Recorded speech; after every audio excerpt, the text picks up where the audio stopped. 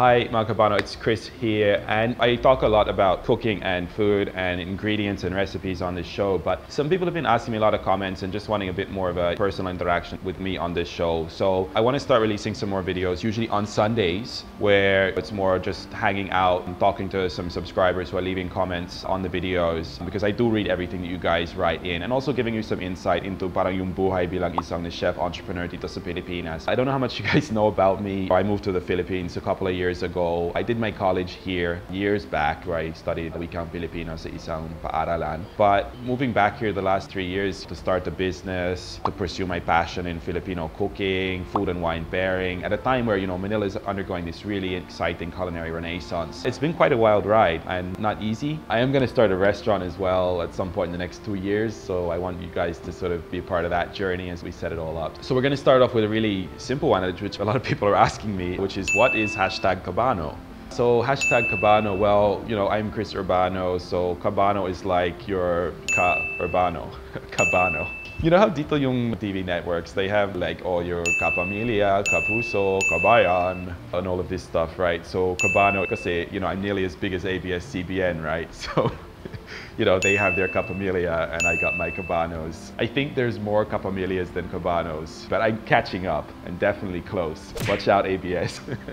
So anyway, that's what #Cubano means. And if you're a regular subscriber of the show, you are my Cubano. We have a group at Facebook you can join, which is the team Maputing Cooking #Cubano. Go join it if you really love this show and keep in touch with me there. Thanks guys, #Cubano. My next question comes from 6anim, or may we say anim, yung subscriber of Maputing Cooking, who says, in your pochero video, hey Chris, why didn't you put tomato sauce on your pochero? Isn't that nilaga if there's no tomato sauce? Not exactly. Now, I think there are some Filipinos who are putting tomato sauce or banana ketchup into pochero to make it into more tomato-based sauce. But the sort of original way of cooking pochero, it's kind of this boiled medley of a range of different meats. Like nilagang baka, for example, typically you'll only use one type of meat and you're really going to boil up that broth. I think you could introduce tomato in some point to your pochero, but where I introduced it was actually by having an ensalada on the side, which was a roasted eggplant and tomato ensalada. So that would be my recommendation, because I agree with you entirely that you probably want to have some tomato flavoring in your pochero. Okay, my next question today, this comes from Makeup by Carl Capellians. Your name suggests you might be a YouTuber as well. Hope it's gone really well for you, your channel. Could you do a Tom Yum Sinigang fusion, please? So I think I mentioned in my top 5 Filipino recipes about to go global that I think sinigang has more going on than tom yum. Tom yum, for me, it's not as fundamentally interesting. It's also a sour soup, and Southeast Asia is one of the few parts in the world that have these sour soups. But I think sinigang is actually a more exciting dish. Now, that's not to say that we couldn't do it. And what I like about tom yum is typically they do theirs with shrimp, right? I think if we were going to do a fusion of it, would probably have to be some sinigang hipon, but probably more spicy, and maybe change up some of the vegetables or other spices that go in. So I will take a look into this for you, because I think it's a really interesting idea. And could we do what we might call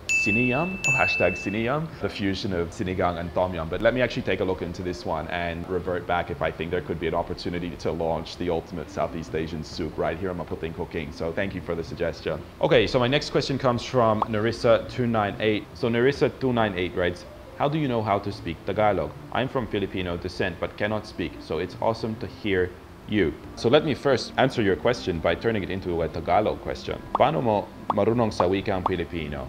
Ako ay isang tao na may dugong Pilipino, pero hindi marunong sa ating wika.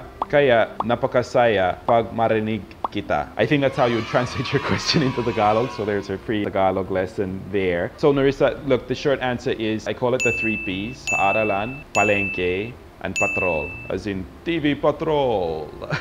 I'm not endorsing ABS-CBN, but they use really deep Tagalog on TV Patrol, and Nolly De Castro is hilarious, right? I don't know if you guys know this, but when I'm doing warm-ups for vlogging, I always do like Nolly De Castro impersonations, like Magandang gabi, bayan.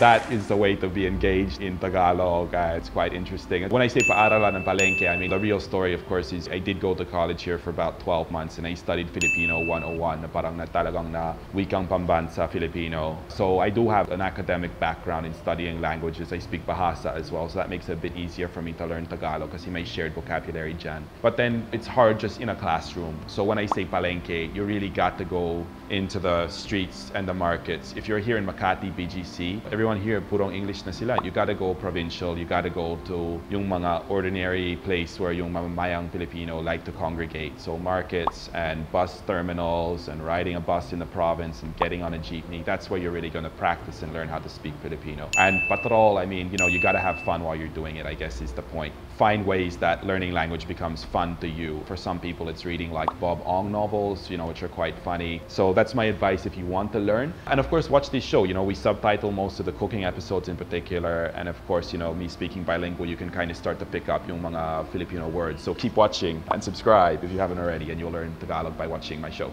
Okay, so now I have a question here from Steven Sparks, who writes, Chris, I know you do a lot of Indonesian cooking also. Have you ever tried or cooked some of the tuna dishes from northern Sulawesi, from Manado specifically in Indonesia? Chakalang skipjack tuna, for example.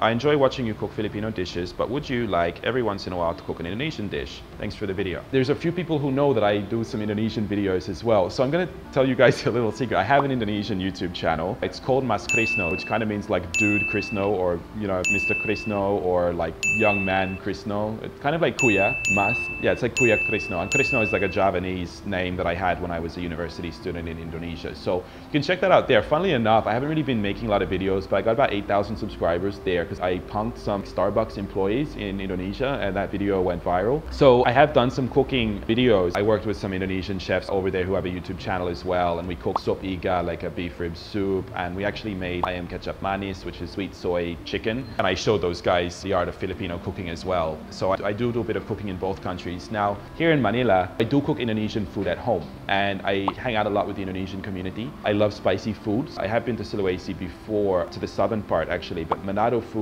is known for being really spicy, and I do enjoy it a lot. So let me see if at some point I can do some Manado cooking, especially because the seafood, you're right, they share fishing grounds with Mindanao, particularly, you know, tuna fishing grounds. So they've got great seafood cooking in Manado. My next question comes from Claudink on my pork sinigang video, who writes, why do you need to put ginger? Ginger is one of these sort of aromatic vegetables, and you find with a lot of Southeast Asian cooking, they really form the savory and aromatic base. Ginger and garlic often used in tandem, sometimes just ginger, sometimes just garlic. In the case of sinigang, I find the broth generally benefits from that. I find garlic adds more of a sort of a salty savoriness, whereas ginger adds almost a slight sort of sourness and a bit of bite to it, which I think when you're having soups really enhances it, especially a sour soup. I think really benefits from having just that little bitiness that ginger brings in. I don't like it to be overpowered by the ginger, but I think the aroma, it just sort of adds to the complexity of the broth. And whenever you're doing soups, the hardest thing about them is getting the broth right.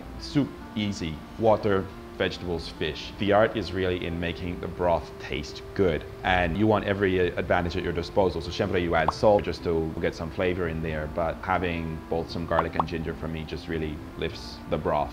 Ganun lang. I guess it's mas masarap pag may luya. Now, I want to do a couple of shout outs, of course, for our Cubanos around the world who write in with some cool comments. Not necessarily a question, but just saying g'day. So, Emmanuel Sarmiento, I'm from Pampanga, culinary capital of the Philippines. Yes, it is. And I'm going to take culinary arts soon. And your channel really helped me to improve my cooking skills. So thanks a lot. That makes me so happy to hear. Really, congratulations on going into the culinary arts. It's a really cool profession. You're going to have a great time cooking everything, and please feel free to stay in touch with the show. Ask me questions anytime, and I would love to help you. I do some talks sometimes with culinary institutes and culinary students, so it's an area I'm really passionate about, is helping the next generation of Filipino chefs to become great at what they do. So keep in touch, and thanks for the comment. Amy Whiteflower, wow, ang galing mo mag-Tagalog. More power to you. More power to you too, Amy. Keep watching the show and tell your friends about it so they can have more power, and I can have more power, and we can all have more power. But thanks for writing in. Keep in touch. And my last shout out today, of course, is for all of our Cubanos who entered into the Musflex giveaway that I did the other week. Really appreciate you guys getting involved in the competition. Not everybody can be a winner, of course. We had like over 200 entrants, so grabe talaga. Thanks so much for watching the show, guys. And for the guys who won, congrats on your prizes, keep in touch and keep going in all of the different episodes. And if you didn't know that we had this contest giveaway, now you do. Check out our Facebook where we're going to be doing giveaways for all 2017. So that's it for today, guys. Thank you so much for watching. We'll see you next time. Leave a comment below, ask a question. We're going to be looking up your questions and comments and getting back to you every Sunday on Maputing Cooking. Bye now. Napakasaya pag marinig mo ako. Is my grammar wrong? Pag marinig ko ikaw o pag marinig kita.